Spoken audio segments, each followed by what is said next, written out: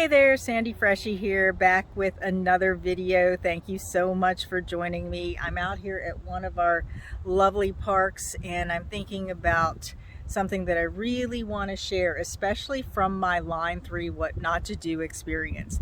And that is the one thing you should never wait for.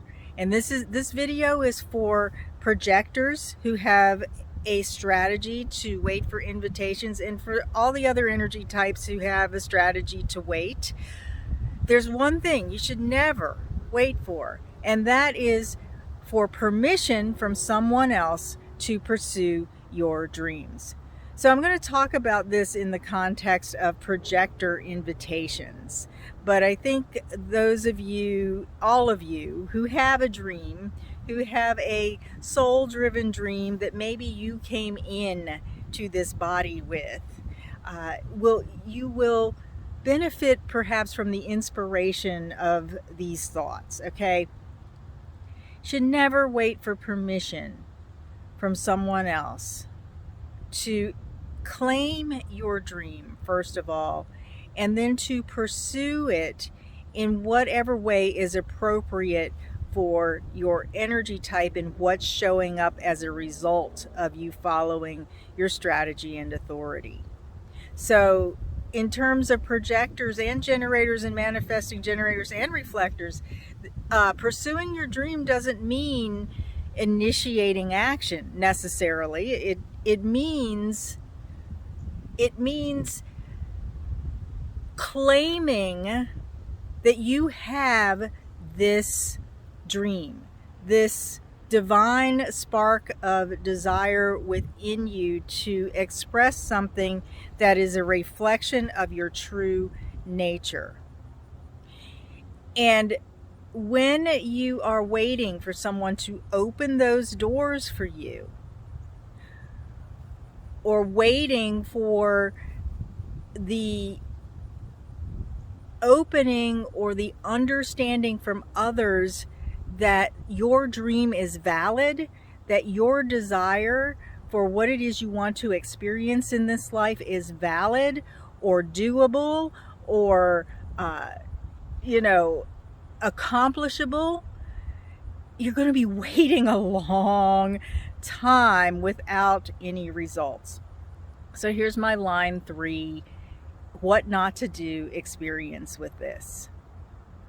Since I was 12 years old, I wanted to be a counselor or a psychologist. And this, for those of you who are projectors, you know that there's some sort of inner calling within you, most likely to guide people, to be a guide, to feel the success of that. And it's sometimes because maybe of the way that you're designed, maybe you're a little more introverted, maybe people didn't get you, didn't recognize you growing up. Maybe no one in your family has ever had that same dream. That was the case with me. No one in my family had a dream to be a counselor. I had family members who had dreams of being teachers, but no one had a dream of guiding other people into the depths of their own healing, okay? That was my God-given dream, okay? And I've had that dream since I was 12 years old. And I was encouraged to become educated in the best way possible. I didn't have the financial resources in my family to have education paid for me, so I had to jump through other hoops. I had to go through the military. I had to play those games in order to actually piece together education for myself. And one of the things that, as I became more educated, that I recognized that I wanted was at least a master's degree in counseling psychology or counseling or clinical psychology. I wasn't sure what it was. And I didn't know how to get there. And I even jumped into counseling when I was on active duty in the military. and I burned myself out, which is another story that maybe I'll talk about in terms of burnout. But I burned myself out, and the next best thing I could think to do is to get out of the situation that was burning me out and to do something else that was healing. So that's what led me to massage. So fast forward 36 years. And I have had numerous opportunities over the past 36 years to actually go forward and get that master's degree, get that licensed professional counselor credential. But here's what happened. I failed to claim my dream because my mind was telling me, you can't afford that. You don't have the time for that. Maybe it's not that important. Maybe it's, you've got all this other stuff. You're a human design specialist. You're a life coach. And I've tried all of these things that satisfied that or opened up that those avenues to guide people.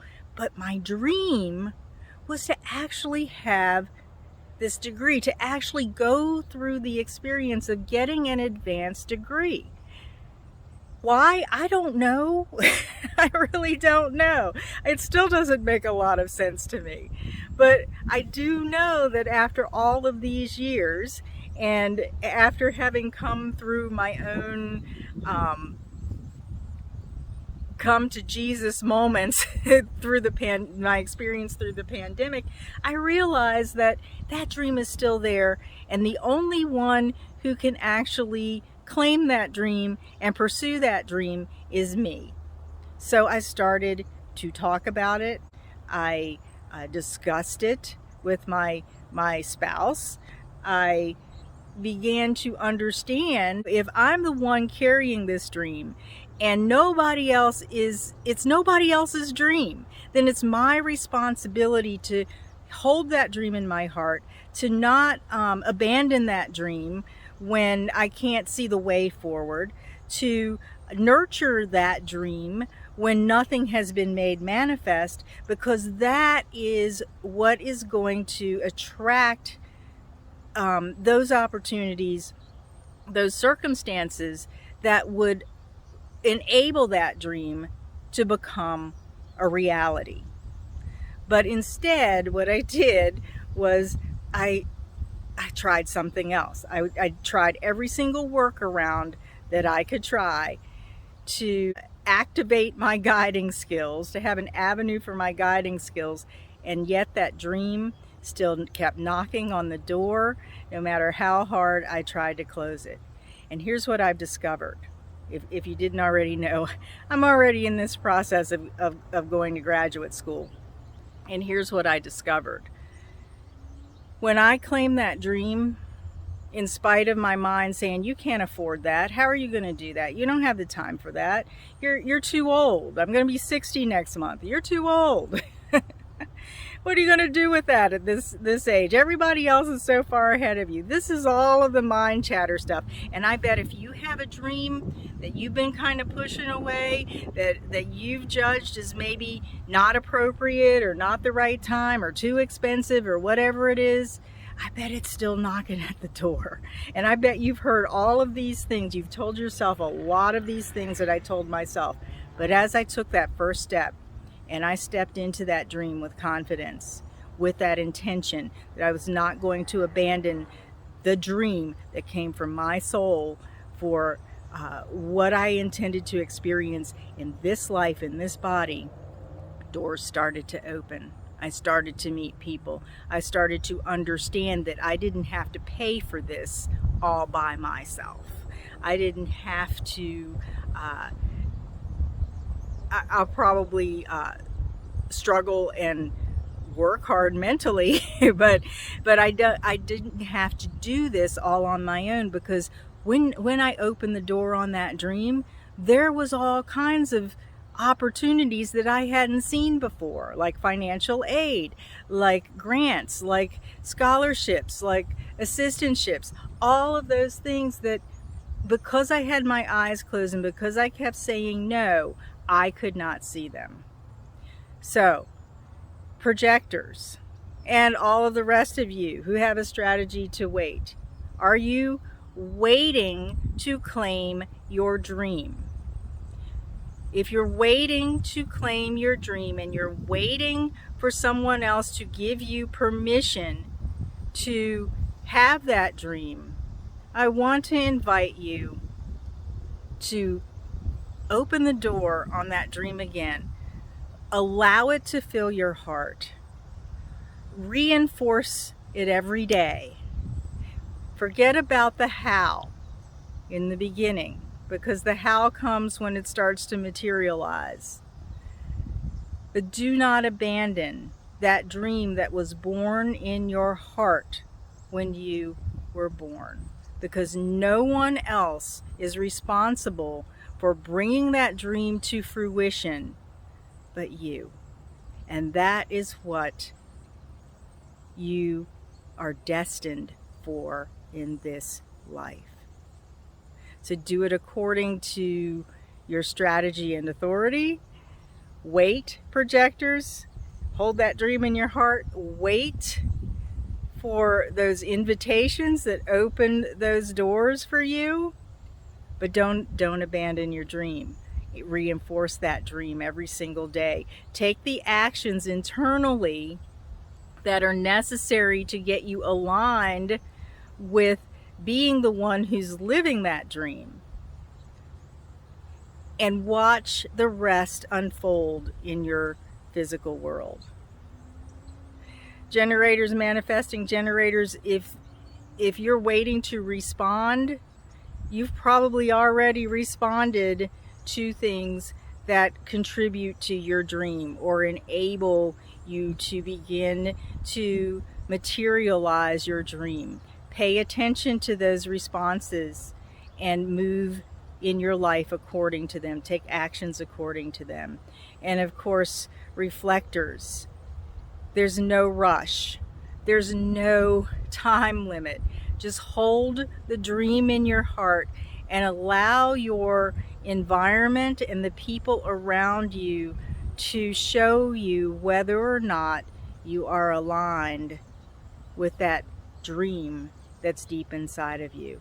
And whatever you do, don't abandon your dream, because your dream is like a little baby. It's like the little baby you, the little baby soul you that just wants to be birthed and made manifest in the world. And if you keep trying to work around it and whatever way that you see yourself living that's valid for you. Even if other people say you don't need that advanced degree, or why do you want that business, or what, you don't really need a soulmate, or whatever it is that your dream is. However you see it, it could change. But if it doesn't change, it's the beacon that you are meant to move toward. It's the symbolic beacon that you are meant to move toward.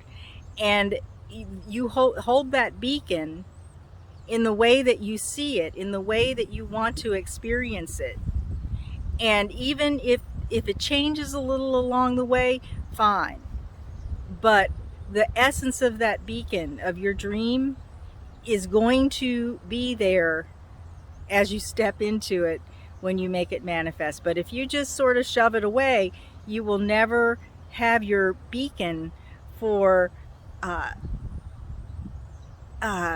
unfolding your true soul essence and desires into this world. And wouldn't that be a shame? Because that's what you're here in essence to offer, is your soul's essence. However it looks in your dream,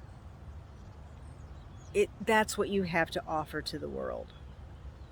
So that's it for my rambling for today. Remember, don't abandon your dream. Don't wait for permission from someone else to begin to claim, embody, and live that dream in whatever ways are aligned for you. So Thank you, thank you, thank you. If you like this video, like it. Don't forget to hit the subscribe button if you're not subscribed. I do intend to upload videos, even though they're less frequent right now. And share this video with someone that you think may benefit. And until the next time, be well.